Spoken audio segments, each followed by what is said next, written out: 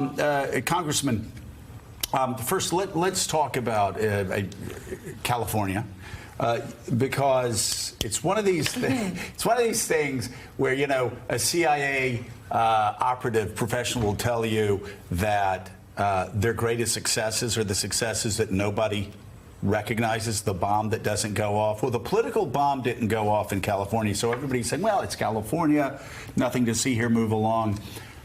I'm not so sure. I think there's some things to read out of that actually Republicans should be concerned about, even in the darkest, deepest, bluest state. Amen. And that's why you see him acting all butthurt this morning, because, they're going to talk about election fraud or something else. Fact is, we won, they lost. And when all the polls are done and all the dust settles, people show up at the polls or not. And what this was a good test of Biden versus Trump, of Newsom versus Elder, of the red team versus the blue team, and this toxic message of, lying about the election, of playing footsie with white supremacists, taking away a woman's reproductive freedom. And what happened? 2-1, we beat them. And if you look at places like Orange County, forget about the whole state. Yeah, it's a blue state. Look at the competitive areas of that state. If I was a Republican member of caucus looking at those results, I would be very worried about running in a swing district on that message, because Larry Elder just got his butt kicked trying to run on that Trump stuff. Okay, but on the other side, isn't there stuff that can be learned that Democrats need to be extremely worried about moving forward? Always. Okay, always. So let's talk about that. But I think Democrats spend more time bedwetting than learning. So let's learn, but let's win. And I think that what I've learned is that on doing hard things, you need to tell people what you're doing. Right now, we are building a bridge to the future. We talked about the bridge John Lewis walked over. I served with John Lewis. So yeah, we fight for racial justice. And when they say critical race theory, we're going to tell you what we want to do, which is teach our history without politics. When they say defund the police, we want to tell them what we're doing, which is reforming police so good policing can be the norm. That's what Democratic leaders like the new mayor of New York City is going to do. So if you look at what's happening at the polls and you look at where we're moving the party, and more importantly what the substance is, we are laying the foundation right now for a whole new generation of American prosperity that is inclusive.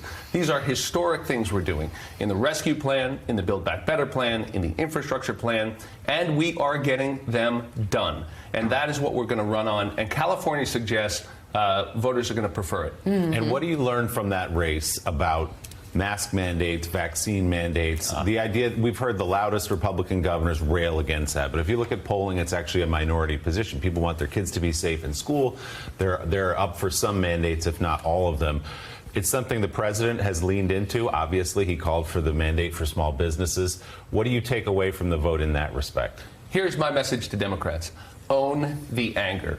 The one default switch the Republicans have is to be angry about something and to say it's someone else's fault. And we spend all our time explaining what we're trying to do. Right now, there is a reason that the pandemic's still going on. It's because they underplayed at the beginning, they dragged their feet on mask wearing, and now at every stage they are trying to stop the mask mandates where they make sense. We should embrace them. I want the person taking care of your mom or dad in a nursing home to be safe. I want the people in the military to be safe. I think there are places in healthcare and other places where mask mandates absolutely make sense. In this city right now, if you want to eat in a restaurant, you show proof of vaccination. That's private business saying what makes sense for them. We should embrace that, and we'll kick them all over the country, I think, on the politics. But more importantly, it will end the pandemic. Our policies are going to end this thing. Their policies are going to spread it, and we should own it. I got to say, it's so stupid for Republicans, people who claim to be small government conservatives, to tell an entrepreneur, to tell a family business, to tell a small business, you can't do what you have to do to keep your place safe. You can't do. Is that you? Is that you? You have an alarm. Good Lord, give me your phone. What is with these people? Everybody remain calm. Is that Barnacle? It's all going to be okay. That's Give me that. I'll Apparently, turn I it have to off. be on early morning TV this morning. Oh, okay. Well, very good. You should have probably said. I should have been a little You should have earlier. said about an hour earlier, Congressman. I have no idea what that is. So anyway, but let's talk about a couple of issues out of California that I thought could have made a difference. Yeah. That I've heard even a lot of Democrats complain about out there a lot. One is crime, the other is homelessness. And it's almost like in the past. Now, Eric Adams isn't this way. I don't think you're this way either. In the past, Democrats say, oh, it's hard. We can't talk about homelessness because that's where. And I just sit there thinking, wait a second.